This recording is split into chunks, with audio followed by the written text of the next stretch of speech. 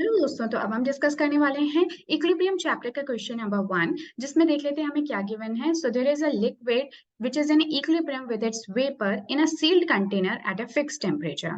ठीक है, यानी कि ये कह रहे हैं कि हमारे पास में एक सील्ड कंटेनर है जिसके अंदर कौन प्रेजेंट है, लिक्विड प्रेजेंट है। तो लिक्विड को हम कोई दूसरे कलर से शो कर देते हैं। लेट्स से कि ये मेरा एक लिक्विड है जो कि अपने ही वेपर्स के साथ में इक्विलिब्रियम में मौजूद है। ठीक है, तो एक तरह का फिजिकल इक्विलिब्रियम है, आप देख सकते हो।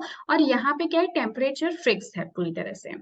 तो dt is equal to 0, fix temperature पे ये काम हो रहा है। और ये इक्विलिब्रियम में है, तो इसका मतलब कि जितना इवेपोरेशन है उतना ही कंडेंसेशन हो रहा है, जितने वेपर्स बन रहे हैं उतना ही लिक्विड भी ए का बनता जा रहा है। तो लेट्स से कि जो मेरा ये सब्सटेंस है उसको मैं ए बोल देती हूँ। So a liquid form is in equilibrium with a of its vapour form. ठीक है, ये बात हो गई। So the volume of the container is suddenly increased. अभी तक इसका क्या था, कुछ फिक्स वॉल्यूम था, तो मैं कह देती हूँ कि जो वॉल्यूम है ये V1 था।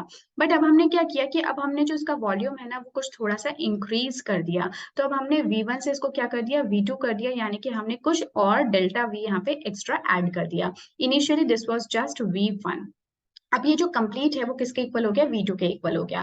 तो आप सभी जानते हो कि अब इसको क्या हमें करना क्या होगा। पहले जो सिचुएशन है वो मैं आपके साथ में लिख देती हूँ। हम सभी जानते हैं कि जो वॉल्यूम होता है ना that is inversely proportional to pressure, और यहाँ पे टेम्परेचर भी फिक्स्ड है। ठीक है, so when temperature is constant, Boyle's law को याद करो, तो अगर प्रेशर वॉल्यूम आप इंक्रीज कर देते हो तो प्रेशर सडनली क्या होना चाहिए, डिक्रीज होना चाहिए।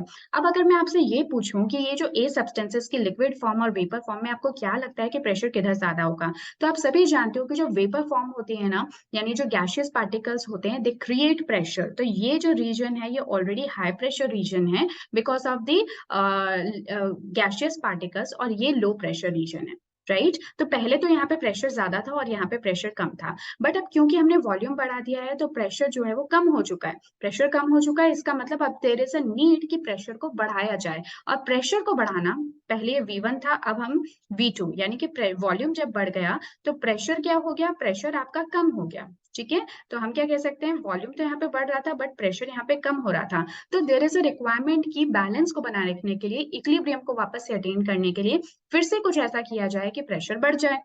और प्रेशर कैसे बढ़ेगा, आपको और ज्यादा वेपर्स की जरूरत पड़ेगी, यानी और ज्यादा से ज्यादा जो लिक्विड है उसको किस में चेंज होना पड़ेगा, वेपर फॉर्म में। देन आफ्टर सम टाइम क्या होगा, जब proper amount of vapour particles बन जाएंगे, देन अगेन जो प्रेशर है वो आपका नॉर्मल हो जाएगा and the equilibrium will be attend. Okay, so I hope कि आपको समझ में आ गया होगा। ये पूरी जो मतलब थोड़ा सा ये थोड़ा सोचने और इमेजिन करने वाली चीजें भी हैं, तो आई होप कि आप ये इसको समझ गए हो।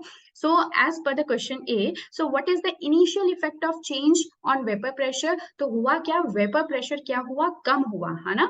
वेपर प्रेशर क्या हुआ, कम हुआ initially.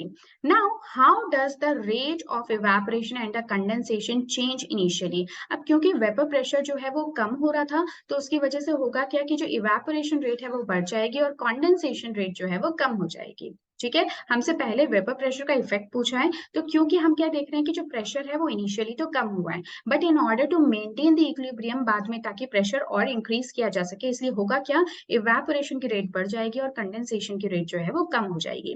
Then initially, so what happens when the equilibrium is restored. अब जैसे इक्विलिब्रियम वापस से रिस्टोर्ड हो जाएगा एट अ हायर वॉल्यूम, अभी हमने वॉल्यूम जो है उसको चेंज नहीं किया है। Now this we are talking of V2 volume, है ना, ये सोचने वाली बात है।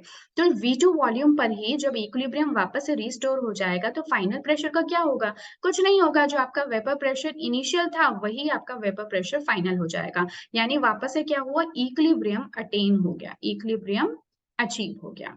ओके, सो आप ये जो है इसको थोड़ा सा ध्यान में रखना। थोड़ा सा अगेन मैं आपसे कह रही हूँ, थोड़ा सा सोचने वाला है। अगर आपको फिर भी इसको समझने में दिक्कत हुई हो तो आई विल सजेस्ट कि आप एक बार से इस वीडियो को और देख लीजिए, आपको पूरी तरह से क्लैरिटी आ जाएगी। So yes, this was all for the question number 1 from this chapter. So next video में मिलेंगे एक नेक्स्ट क्वेश्चन के साथ में। Till then take care and good bye. और आप इसका सोल्यूशन यहाँ से भी देख सकते हैं। So thank you so much and take care.